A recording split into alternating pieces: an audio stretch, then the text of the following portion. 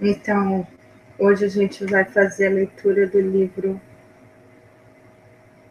A Sabedoria do Tarô.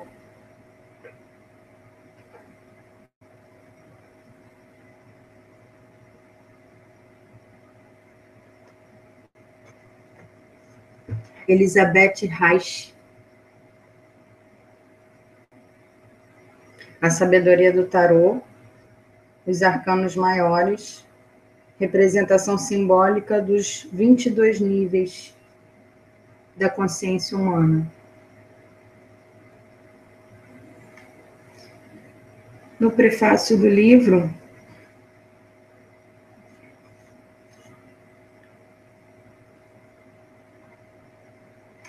geralmente onde o livro é apresentado,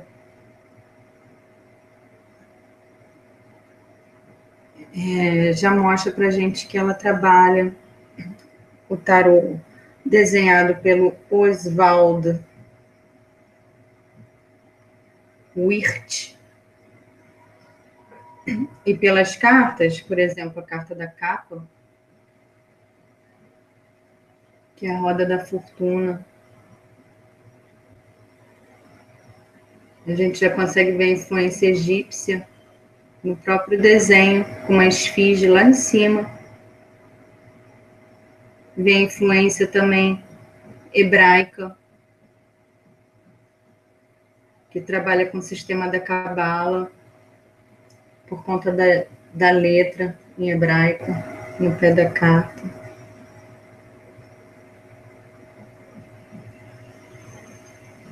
Então, é um terceiro tarô até que a gente está apresentando nesse estudo. Na verdade, uma terceira interpretação do tarô, que também respeita a ordem das cartas, o mago, a sacerdotisa, a imperatriz, mas na interpretação de Oswald Wirth.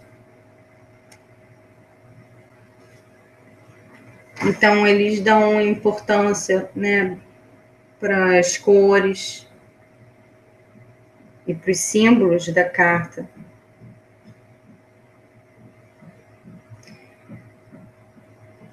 Porque são essas cores, esses símbolos e esses desenhos que vão despertar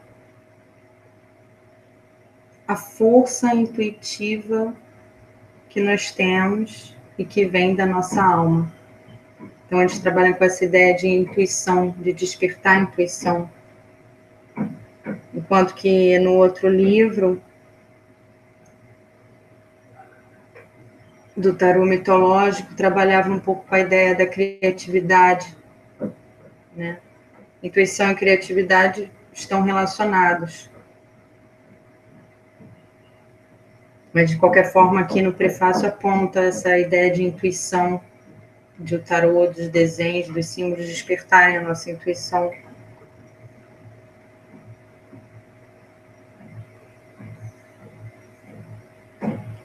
E tem essa influência do que eles chamam de esoterismo egípcio. Só para lembrar que a carta do julgamento foi a carta da capa do nosso primeiro livro.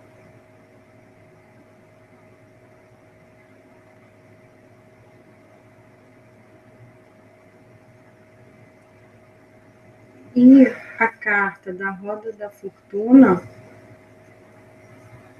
é a carta do nosso terceiro livro. Será que a gente dando andamento ao nosso estudo? E esse é o tarô desse livro que a gente está estudando agora.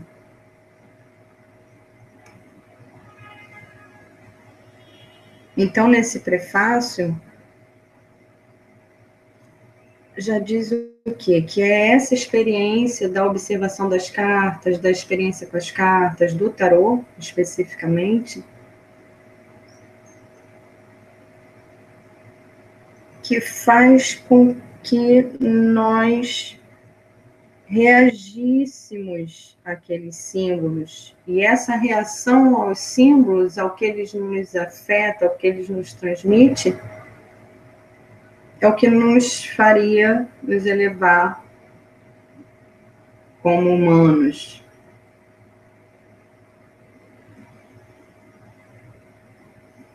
E esses símbolos renovam o nosso poder criativo. Então, casa com a ideia, né, do livro do tarô mitológico, da questão de despertar, dos símbolos, das imagens, despertar nossa criatividade, né? Não só nossa criatividade, mas também a nossa intuição.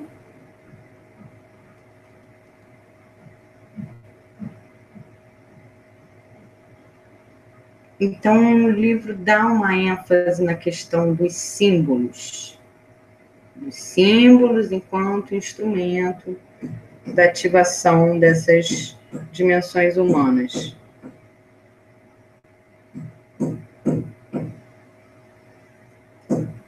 Traz também a ideia de Deus. Esse tornar-se homem seria integrar-se a Deus. O tarô, um instrumento nessa mediação dessa integração. De nós conosco, automaticamente de nós com Deus.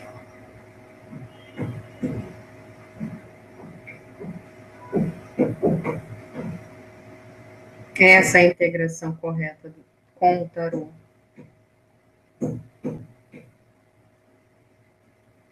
Unir-se ao nosso gênio. Deixar os símbolos atuarem em si através de uma tranquila contemplação. Então, uma ideia também contemplativa.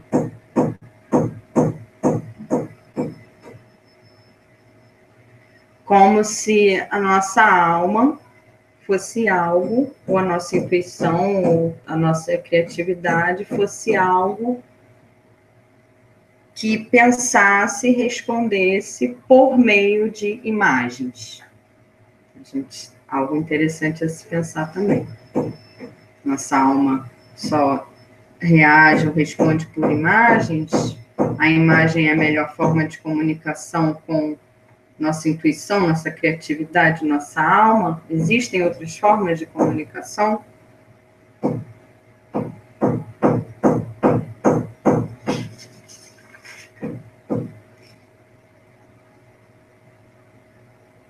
Como se os símbolos fizessem com que, né, o reino humano se tornasse visível. Nós nos tornássemos visíveis, despertando camadas ocultas da nossa alma. Esse é o prefácio. O livro, já com a escrita da autora, já tendo a autora como uma pessoa com quem a gente vai conversar,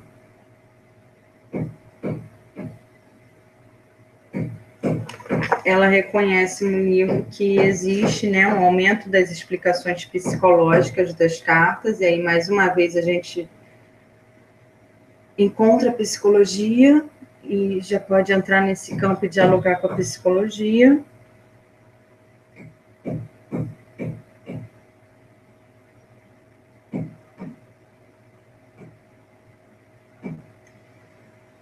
E mesmo usando a questão da psicologia, ela mantém a ideia de que essa explicação psicológica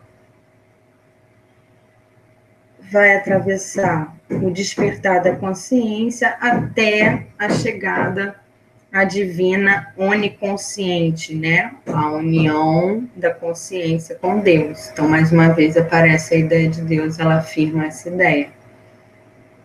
Então, independente de quem acredita ou não em Deus, ou dessa questão, mais uma vez, é importante, porque o livro? Porque nos traz elementos para pensar.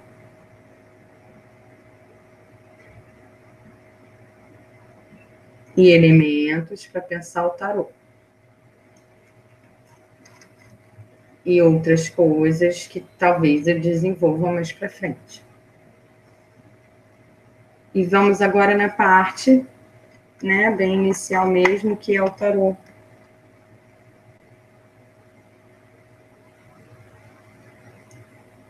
E ela afirma que as imagens, o tarô, no caso até esse tarô que ela tem no livro que eu mostrei para vocês, pequenininho, colorido, e o mesmo da capa, só são os 22 arcanos. Eu não sei se eles têm os arcanos menores, mas a princípio são só os 22 arcanos maiores. É como se esses arcanos apresentassem uma variedade de padrões interiores humanos. Vai falar de uma pessoa, vai falar de um lugar, vai falar de um efeito, vai falar de um tipo de pessoa.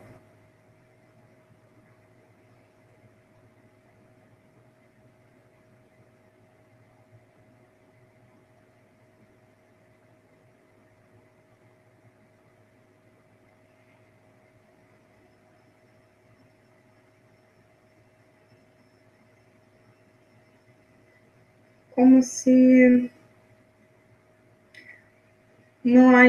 como se o homem não tivesse consciência dos nossos padrões interiores.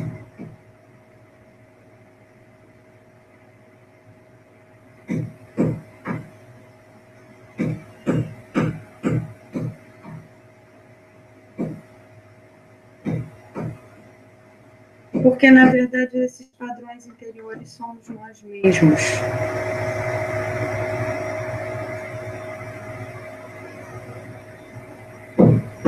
A não ser que, através do autoconhecimento, ele possa ver claramente todo o seu destino diferente de uma pessoa comum. Viver o seu destino seria ver esse padrão interior.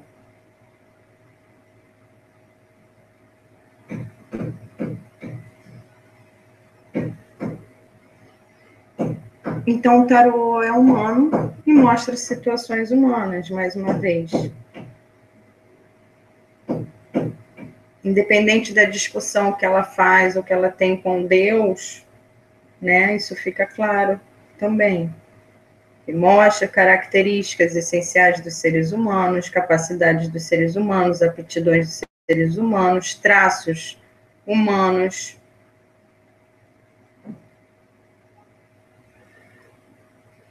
E dentro da imagem contém também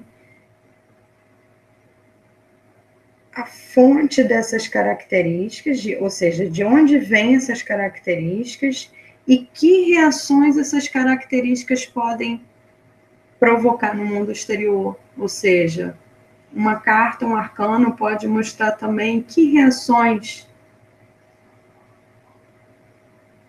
a situação, a pessoa, a pergunta causam no mundo exterior. Isso é verdade.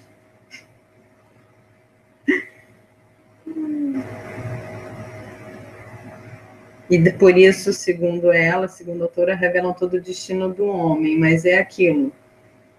Se você conversar com a imagem, se você conversar com o arcano, se você aprofundar o arcano, você pode ver como é.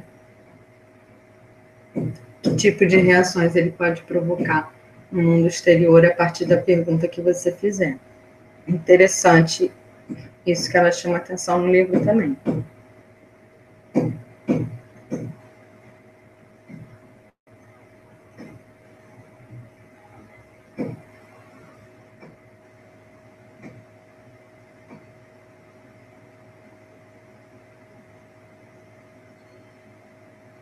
Ela fala dos arcanos menores, mas no baralho não veio e também não pesquisei sobre os arcanos menores, mas ela fala, porque ela está falando do tarô de um modo geral, então ela comenta sobre os arcanos menores. Como se os arcanos menores tivessem maior ligação com o desenvolvimento da personalidade. Wise, que é o 1,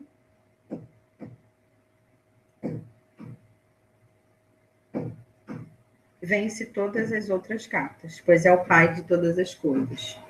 E aí já entra um conhecimento de numerologia, um conhecimento cabalístico. Então, o fogo vai ser representado pelos bastões, o ar gasoso pelas espadas, a água líquida pelas moedas, a terra sólida pelas taças.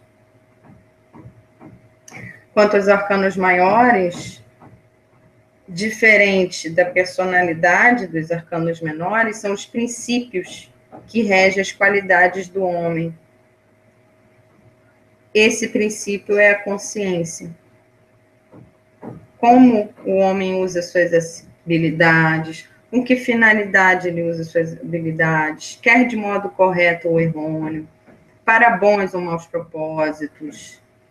Então, vai depender do nível de consciência também da pessoa, vai influenciar na leitura do arcano.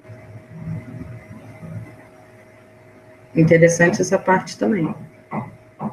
Ou seja, se perguntar com que finalidade tal coisa, e sair um arcano, esse arcano vai responder, mas vai depender do nível de consciência de quem está perguntando. Para ele ver o horizonte de finalidade daquele arcano.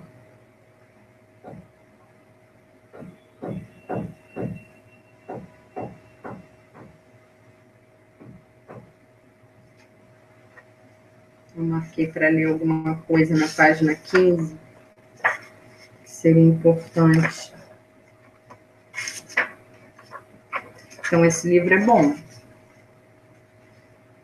Por quê? Porque tem conteúdo. Tem um conteúdo que dá para fazer um estudo.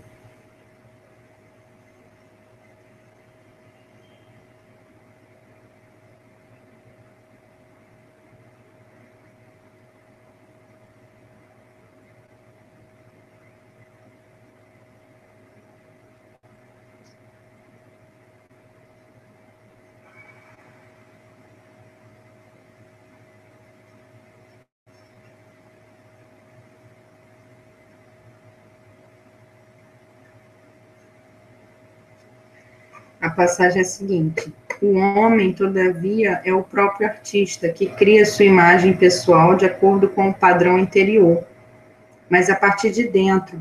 E é ele mesmo que revela a sua imagem interior, o seu caráter, através da sua existência física. No início do desenvolvimento, ele está de todo inconsciente da posição que ocupa. Ele elabora sua imagem inconscientemente, de acordo com as leis naturais. Uma vez que carece de autoconhecimento, vive dentro da imagem que construiu. Como um ser prisioneiro, vive numa cela por ele mesmo construída. E, em vez de ser seu próprio mestre, ele se torna escravo de si mesmo. Em consequência, é escravo do próprio destino. O destino joga de um lado para o outro nesse estado inconsciente, como um barco à deriva durante uma tempestade.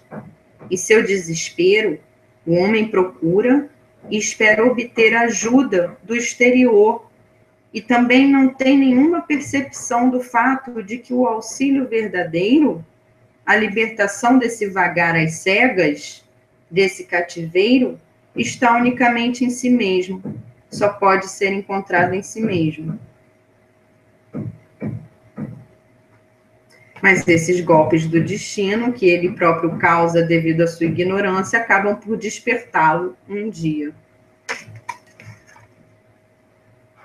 Ele pensa e se torna intimamente consciente. Nota que está aqui, percebe que existe. Entretanto, nesse primeiro despertar, desse primeiro estremecimento de autopercepção, até o objetivo derradeiro, ainda há um longo caminho de desenvolvimento. Interessante também. Mas aí ela entra com a questão da consciência perfeita, divina e universal.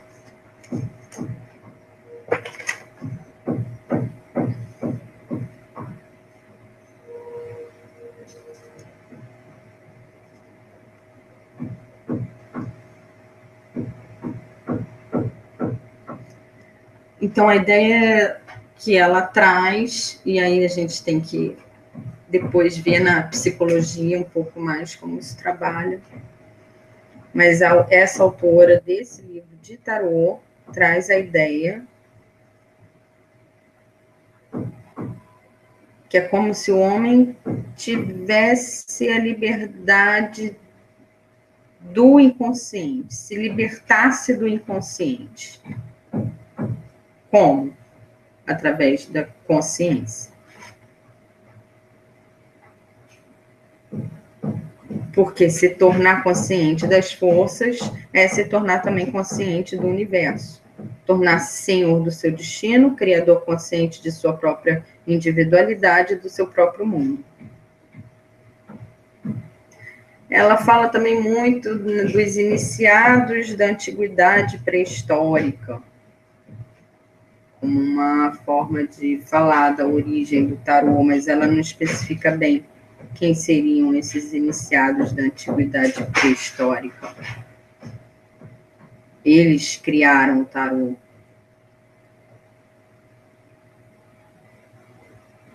Um pouco mais para frente ela vai falar quem criou o tarô, mas ela usa esse termo aqui algumas vezes de iniciados, mas não especifica muito bem.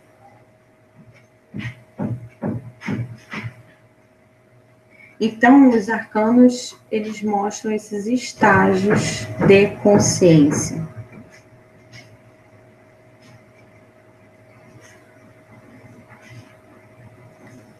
Tem vários exemplos, talvez esses iniciados, ela cita Babilônia, Egito, México, Índia, China, Judéia, em murais, em esculturas, em achados arqueológicos, você vê figuras, imagens em sequência, com acontecimentos em sequência, que faz lembrar o tarô. E você pode considerar que é uma forma de tarô, a origem do tarô. Mas é aquilo, isso são coisas a se pesquisar e controversas e polêmicas. No caso dela, ela traz a ideia de que foi o povo hebreu que preservou o tarô. E que Moisés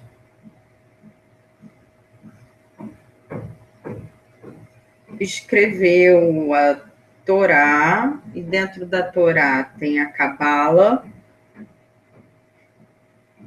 e o tarô.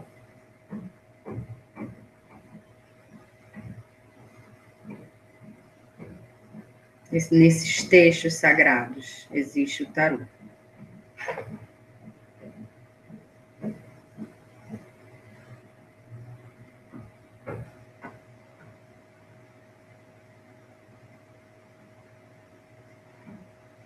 Então, o tarô, do ponto de vista que ela está colocando, seria uma parte importante das escrituras hebraicas, ou seja, da tradição.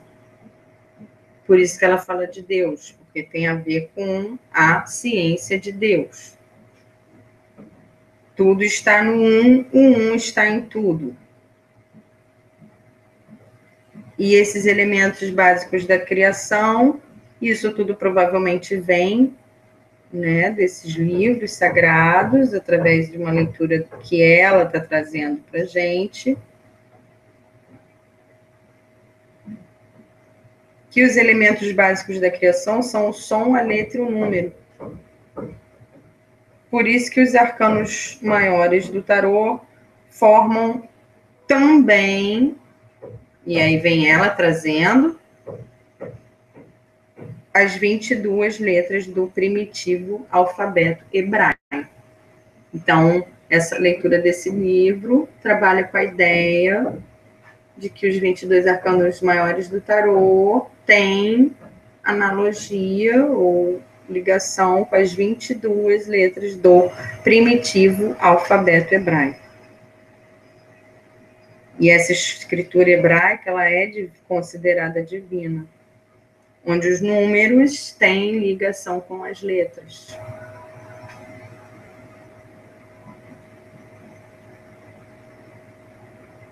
Daí a matemática. É uma forma de tornar o divino concreto, segundo a leitura que a gente pode fazer desse livro. E foi assim que desenvolveram as imagens do tarô e as ideias criadoras no nível material. Um conceito, o arcano, uma letra, no caso desse tarô, que traz uma letra hebraica, e um número, que é o próprio número que representa tanto a letra hebraica correspondente, quanto também tem o número de cada carta, do 1 ao 22.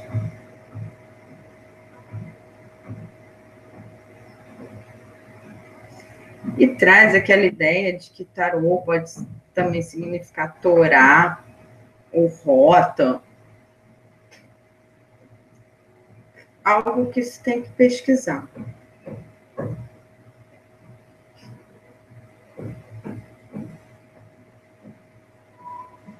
Então, entra a numerologia aí. Todo nome tem um número, todo nome tem um total. Mesmas essas correlações que existem por toda a Bíblia. Então, isso tudo para quê? Para dizer que a raça hebraica difundiu o tarô. E aí, ela fala dos ciganos, e essa parte eu achei complicada, porque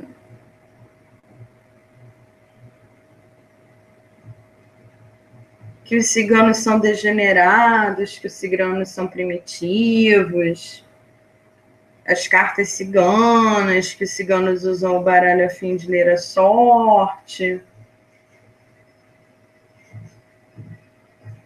Comenta que o povo cigano vem dos hindus e não dos egípcios. Mas é aquilo. É melhor pesquisar. Tirar essas conclusões do povo cigano, tratar o povo cigano como marginais, degenerados, primitivos, é complicado. E as cartas ciganas como algo inferior, ou algo não intelectual, ou algo não evoluído ou civilizado, é bem complicado.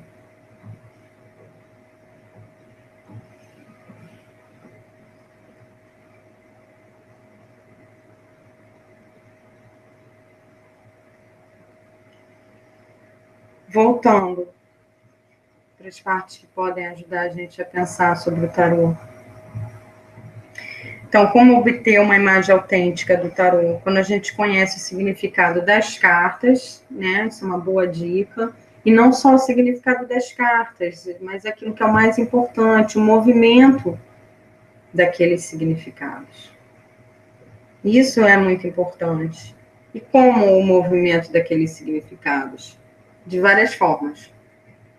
Aí eu estou colocando, né? Primeiro, como a carta reage com você, como a carta é lida pela pessoa que está abrindo as cartas, lendo o tarô, mas também como uma carta pode se relacionar com a outra. Se você fizer o jogo de mais de uma carta, a partir de 2 cartas, um jogo a partir de 2 cartas, você já pode começar a ver e aprofundar a relação entre as cartas. Então, é interessante por quê? Porque a gente vê esse movimento dos arcanos do tarô, um conversando com o outro.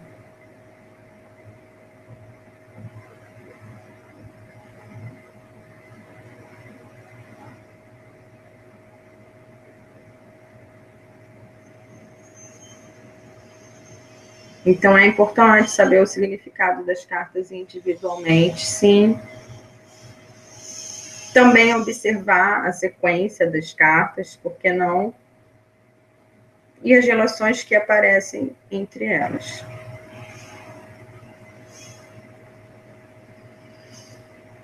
Então, esse tarô, essa leitura do livro dela, além de conter coisas interessantes para a gente pensar, traz essa visão mística, cabalística do tarô. Para quem estuda cabala, para quem gosta de cabala, pode comparar, mas é importante saber o que é cabala, estudar cabala, não por esse livro está relacionando a cabala com o tarô. Então, falar de cabala no tarô, tem que conhecer cabala. Eu deveria conhecer cabala, pelo menos, e tarô. E a partir daí fazer as relações.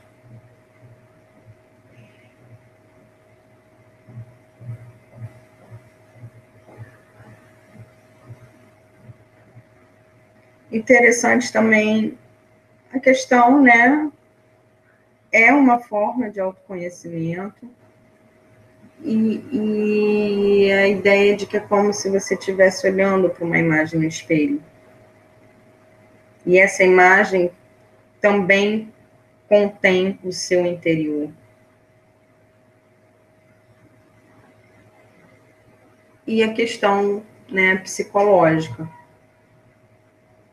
Fazer o inconsciente se tornar consciente. Ela coloca isso como um objetivo. Uma outra dica interessante também é estudar carta por carta. Passar as cartas e encontrar a sua carta ou as suas cartas. É como se fosse o espelho, né? Você está olhando para o espelho. A partir do momento que você escolhe ou encontra uma, se simpatiza, escolhendo mesmo, abertas, sem sortear. Olhando para as figuras do tarô abertas. Escolher aquela que você mais gosta, está afim naquele momento. Então, é como se fosse um espelho daquele momento. Elas vão mostrar o seu estado interior, aquela que você escolheu, e como você se relaciona com o mundo.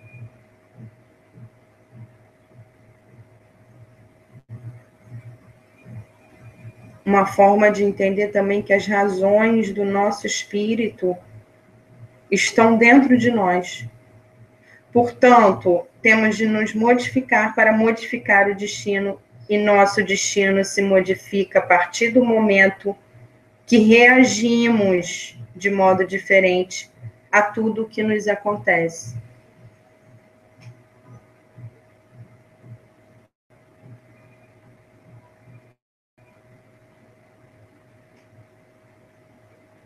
Nós temos o poder de modificar as coisas, o rumo das coisas.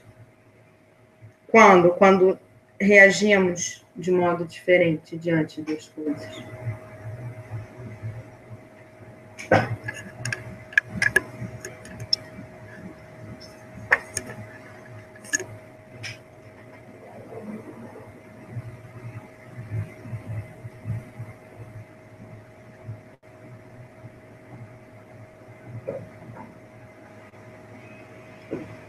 E aí ela coloca que diz como se destino fosse sinônimo das nossas reações somadas às nossas ações.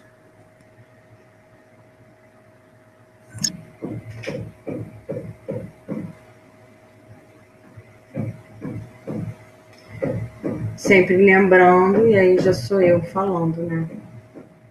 Independente da gente reagir diferente das nossas ações e, né, das nossas escolhas, existe também uma realidade, um contexto que limita essas ações. Sim, você tem um leque de possibilidades, mas possibilidades dentro de uma condição.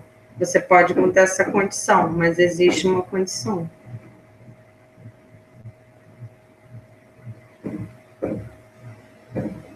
Então, se a gente não estiver satisfeito com alguma situação, por exemplo, as cartas podem ajudar a mostrar como sair dessa situação. Lembrando da questão delas acessarem a criatividade e a intuição como métodos de saída, de descoberta de saídas, né?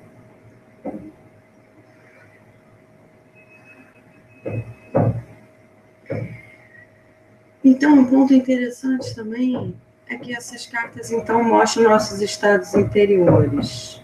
Mas, por outro lado, às vezes, geralmente a gente sabe quais são os nossos estados interiores. A gente sabe, mesmo sem colocar as cartas. Então, elas só ajudam a chamar mais atenção e ver esses estados. Então, se você colocar a carta para uma pergunta que você já sabe a resposta, ela só vai confirmar a resposta. Porque, às vezes, a gente já sabe, ela só vai dizer aquilo que você está fingindo que não sabe, ou não quer ver, ou não quer saber, ou muitas vezes realmente não sabe, não está vendo, não está conseguindo ver. Então, aquilo que você não está querendo ver, ele vai confirmar, ele vai mostrar. Por exemplo, então, na leitura das cartas propriamente dita, que é bem interessante, porque tem bastante conteúdo, e apesar dela trabalhar com essa ideia também da cabala,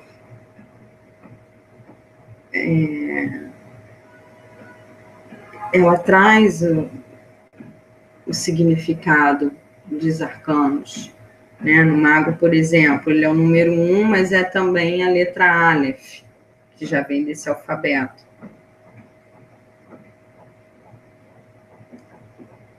Dá atenção para as cores, fala bastante das cores.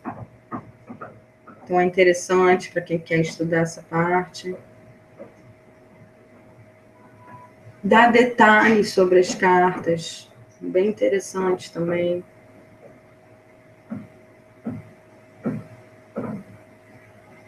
Tem um pouco de mitologia hindu. Pedi para ler também a página 26.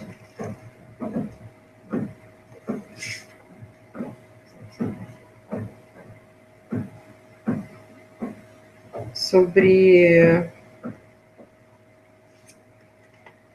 Vishnu Purana. Não havia dia nem noite, nem céu nem terra, nem escuridão ou luz, nem havia qualquer outra coisa, nada a não ser o Um.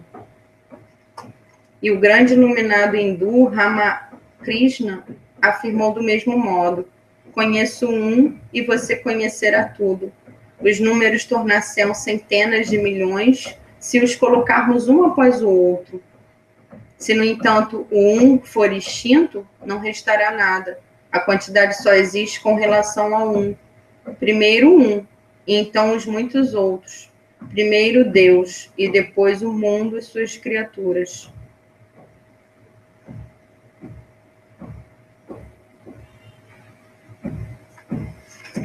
Interessante.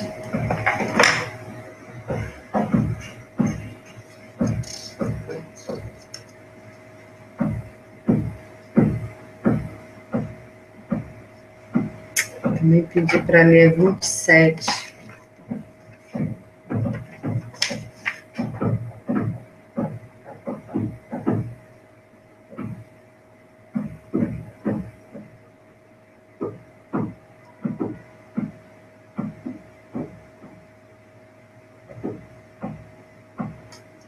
Que ela comenta que essa analogia com que ela chama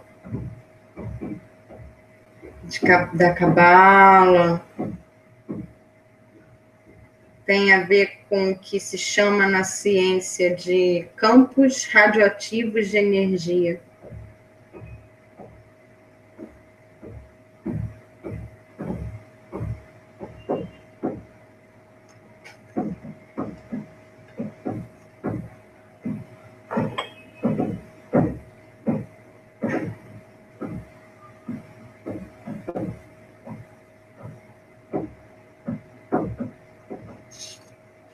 É interessante o livro. Ela chama temperança, por exemplo, chama a carta da temperança de equilíbrio. Ela não chama a carta da temperança de temperança, não. Acho que ela vê a temperança mais como equilíbrio. Na verdade,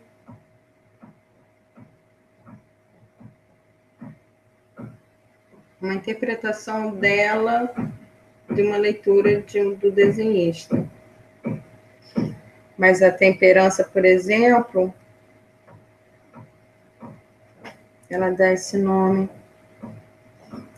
Então, você vê mitologia hindu, vê mitologia egípcia, vê mitologia hebraica. E interessante também, ela chama todos os arcanos femininos de rainhas do céu. Vale um estudo. E por que a questão do Egito? Porque Moisés recebeu as figuras dos egípcios e passou aos judeus.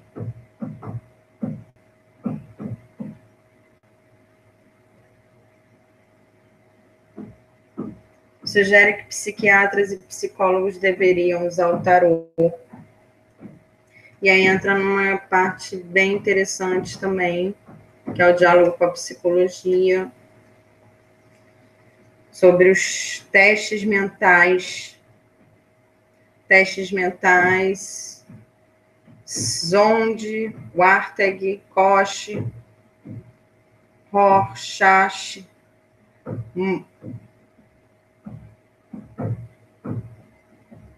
Então, são estudos dentro da psicologia que trabalham com a ideia também das imagens, e você apresenta as imagens para a pessoa, e dependendo das imagens que a pessoa escolher, ou desenhar também, você pode avaliar a pessoa, a mente da pessoa, ou a apresentação de algum problema, de alguma doença, de algum traço de personalidade. Isso é bem interessante, é esse que é o ponto de ligação do tarô com a psicologia. Então, essa autora fala para que esses testes mentais sejam substituídos pelo tarô. E se você for pesquisar alguns desses testes mentais, é bem convidativa essa sugestão dela. Então, essa foi a leitura do livro Sabedoria do Tarô. Me preparar para o próximo.